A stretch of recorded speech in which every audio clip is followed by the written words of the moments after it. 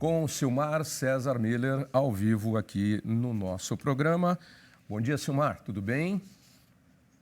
Muito bom dia, Otávio. Bom dia, amigos do Terra Viva. Só corrigindo aí, a sigla correta é VBP, Valor Bruto da Produção, né? Muita gente fala VPB, mas não, é VBP. Ô, Silmar, tá aí. A gente já comentou, mas os números do VBP continuam aí entusiasmando a economia e o agronegócio brasileiro. Sem dúvida, também é apenas uma atualização aí do Ministério, né? A gente já comentou isso aí, a perspectiva segue sendo otimista, com algumas exceções novas que surgiram no caminho também.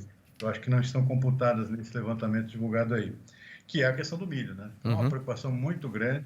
A seca pegou pesado, realmente, na segunda safra, que é a principal, e nós não teremos mais uma safra recorde, como se previa inicialmente ou até o mês passado. Ou seja, não tem chovido, a seca está se agravando, já estamos chegando agora no período seco, quando não chove mesmo, então vai engatar uma coisa na outra, e a situação é bastante crítica, especialmente no Paraná, Mato Grosso do Sul, partes do Mato Grosso, partes de Goiás, partes de Minas Gerais, São Paulo. Ou seja, é o centro do cerne da produção de milho, segundo a safra, no Brasil, bastante afetado por esta falta de chuvas. E isso certamente, já que é um produto importante, vai afetar esse cálculo do VBP aí, que o Ministério mantém ainda com certo otimismo, mas, sinceramente, eu não acredito que ele se confirme na totalidade. Soja, sim, soja já é a principal cultura, a principal VBP do agronegócio brasileiro. A soja já está salva. A safra está colhida praticamente, falta um pouco no Rio Grande do Sul, né, que atrasou, mas uma safra absolutamente recorde, está se confirmando aqui em torno de 134, 135 milhões de toneladas. O milho, que é o segundo setor mais importante aqui da agricultura brasileira em termos de faturamento, que é o caso do BBP, faturamento bruto da produção agropecuária, dentro lá da fazenda, o milho está com esse risco aí bastante sério, porque a primeira safra, a safra de verão, já foi perdida em parte por seca, falta de chuva lá no início.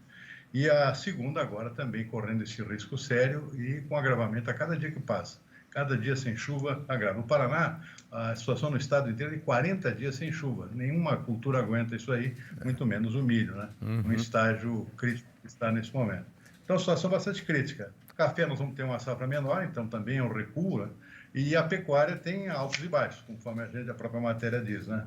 A pecuária de corte segue bem, com uma perspectiva boa de faturamento esse ano, especialmente por conta de preço, nem tanto por quantidade de boi, mas por preço excepcional, realmente, preço acima de R$ 300 a roupa, então isso garante um bom faturamento. Silmar, e além do VBP aí, que existem algumas dúvidas se vai conseguir cumprir essa meta ou não, nós temos também o CAGED do agro, né, com dados positivos aí para o agronegócio, um dos 5 setores aí com saldo positivo. Sem dúvida, Davi, e olha que é em toda a cadeia do agronegócio, né? Desde o emprego lá no campo, crescendo, em função do aumento de área de plantio, sobretudo, investimentos bastante elevados em termos de tecnologia também, isso também gera empregos. Um tratorista hoje é um sujeito bem pago hoje, porque tem que manejar uma máquina caríssima, né?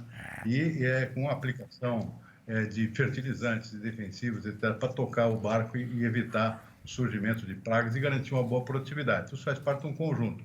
Mas fora isso, Tavinho, aumenta de empregos também ao longo de toda a cadeia, desde o fornecedor de insumos, a indústria de fertilizantes, de defensivos, que não está conseguindo nem atender a demanda, a indústria de máquinas também, tem máquina vendida já para o ano que vem, antecipadamente não tem entrega imediata, porque o produtor saiu na frente, está capitalizado, comprou muita maquinaria para ser entregue, inclusive só no ano que vem, porque as indústrias não estão dando conta.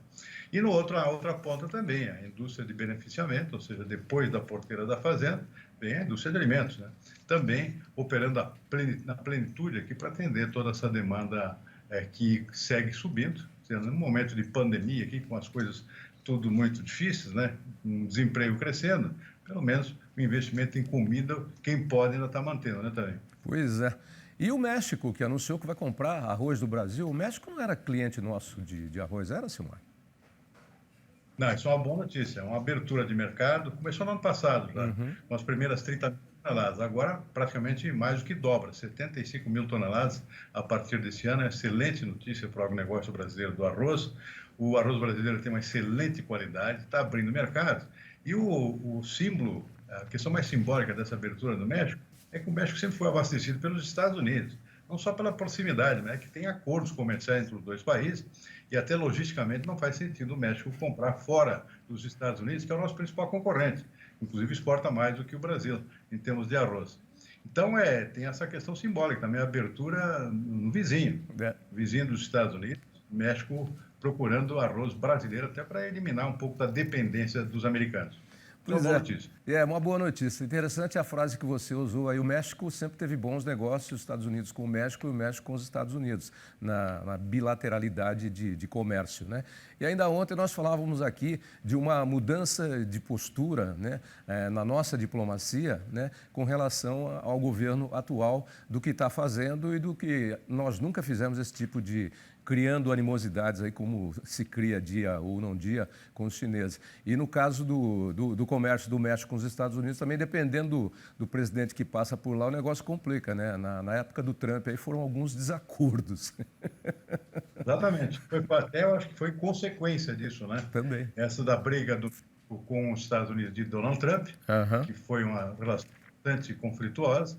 Isso acho que ajudou nessa abertura aqui para a diversificação dos fornecedores do México, entre os quais o arroz brasileiro. Lá, legal. Vamos para as commodities então, depois a gente vai falar um pouquinho de Covid-19.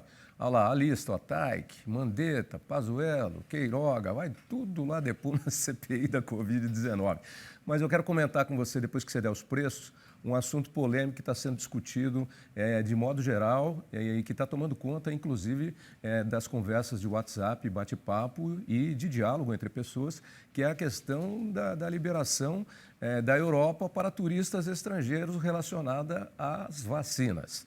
Depois a gente vai falar sobre isso. Vamos para as commodities. Bom, mais um dia de calmaria nos mercados de commodities. Tivemos aqui semanas aqui de altas de preços estratosféricas. Agora já é o terceiro dia que o mercado dá uma acalmada aqui. Soja caindo 0,2%, trigo 0,9%, o alumínio também, agora na abertura dos pregões lá da Bolsa de Chicago, queda de 0,9%, arroz cai um pouquinho também, 0,2%. Na Bolsa de Nova York não é diferente, cai o algodão 1,3%, é a única oscilação mais expressiva é essa do algodão, mas o algodão também subiu muito nos últimos dias. Café menos 0,2%, o arábica, suco de laranja também cai um pouco, 0,3%.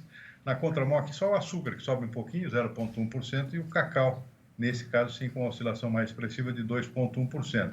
É um mercado mais calmo, em boa parte, especialmente no caso dos grãos, está refletindo aqui a melhora do clima, perspectiva, pelo menos, de melhora do clima nos Estados Unidos.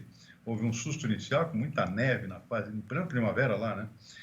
E agora a situação está se normalizando em termos de primavera norte-americana. E aí o plantio começa a correr mais solto aqui e isso dá uma afrouxada também na preocupação com os preços. A safra, consequentemente, com os preços caem em função disso.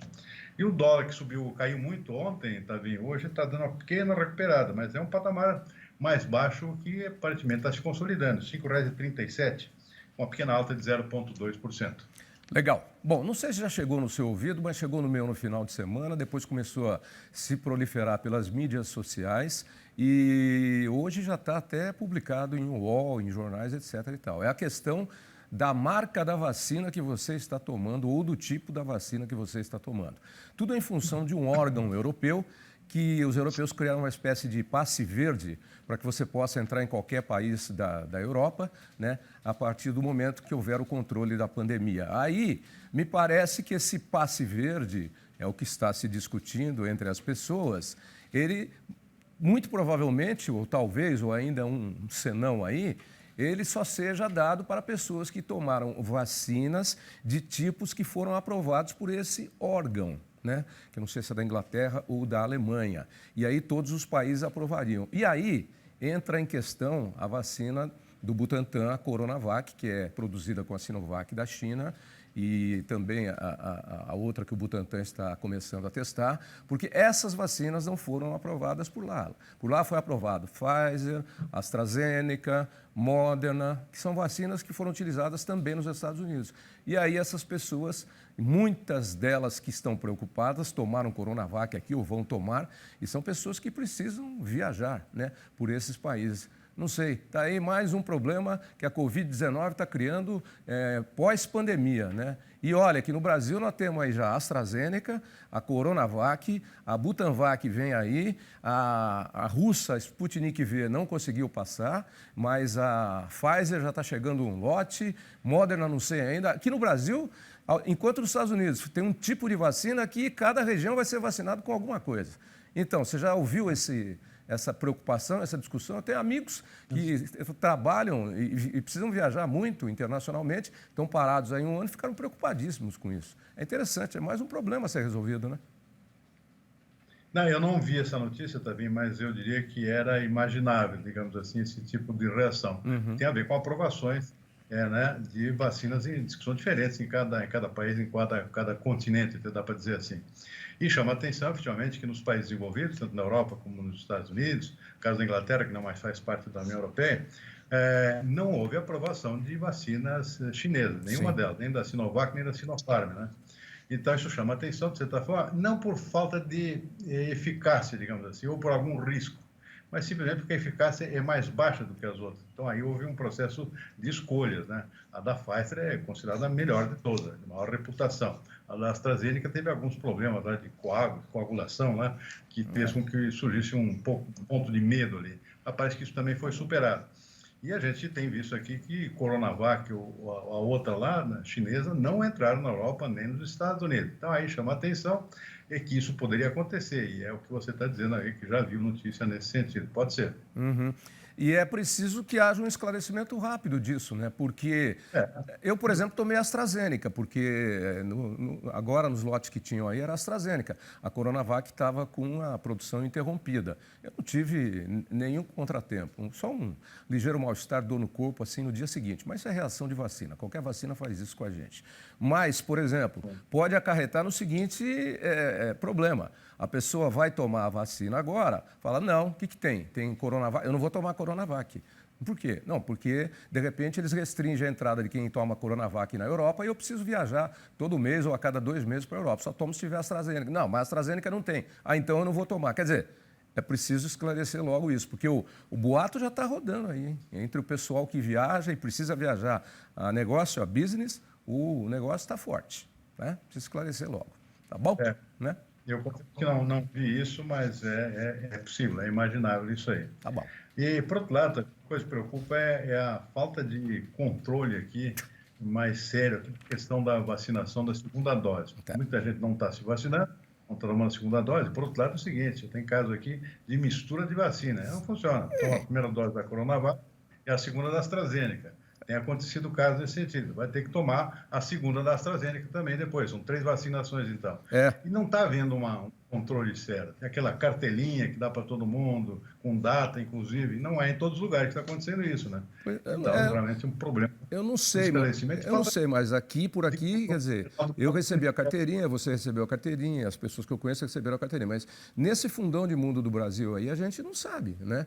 E outra coisa, quem vai tomar a vacina tem que olhar lá na carteirinha. O que você está me aplicando aqui na segunda dose? É AstraZeneca ou é Coronavac? Não, porque eu tomei Coronavac. A pessoa precisa se cuidar também, porque, como disse um infectologista aí, quem tomou primeira dose de uma e segunda dose de outra, pode esquecer, não tomou vacina nenhuma, não está imunizado não, vai ter que tomar uma segunda dose de uma das duas. E aí vai encarecer mais ainda, porque são 3 vacinas. E sei lá 3 vacinas aplicadas, não sei se tem algum inconveniente do ponto de vista de saúde, não sei. Né? Mas é a bagunça, é a bagunça, é a desorganização. Da falta de organização central, ou seja, de uma noção única, centralizada no Ministério da Saúde. Isso não está acontecendo, cada um leva para um lado. O resultado disso é o seguinte, você conhece algum país que teve alguma CPI para investigar o combate à Covid-19? Não tem, não tem. Por ineficiência, por suposta ineficiência, vamos falar assim, por suposta ineficiência do governo, desmando do governo e outras influências, não tem. Nenhum país do mundo. Eu tenho uma amiga que também é uma dessas preocupadas com viagens, na Cleveland, nos Estados Unidos, já vacinou todas as pessoas. Ela viaja muito para lá para uma empresa que é uma multinacional de lá. Já vacinou todo mundo. Todo mundo vacinado, adultos, crianças, familiares, está todo... É a chamada imunização de rebanho, coisa que aqui Olha, o primeiro número desses que tomaram doses diferentes de vacinas era 16.500 pessoas. Foi divulgado no começo da semana. Pode uma coisa dessa? Também. Diferente dos Estados Unidos, né? O presidente Joe Biden fez aquele discurso ontem, né? Sim. Comemorou aqui mais de 200 milhões de americanos vacinados. A promessa dele era 100 milhões. Todo mundo achava um número fantástico, né? Quando ele começou o governo. Esse é um cara que está entregando realmente o que promete. Coisa rara, né? E olha o discurso dele. Saiam de casa. Vão se vacinar, por favor. O governo disponibiliza vacina para todos. Saiam de casa e vão se vacinar. Esse é o discurso do Joe Biden. Olha, pode falar o que quiser dos Estados Unidos, eu não sou de teoria americanista, coisa nenhuma, mas sobre certos aspectos de organização e de motivação pela pátria, eles são, sim, um exemplo e vestem a camisa, né? Saiam de casa, vão se vacinar que o governo disponibiliza. Como é que é por aqui? Deixa para lá, Silmar. Deixa para lá, né, também. Deixa para lá. Até amanhã, Silmar. Um abraço. Até amanhã.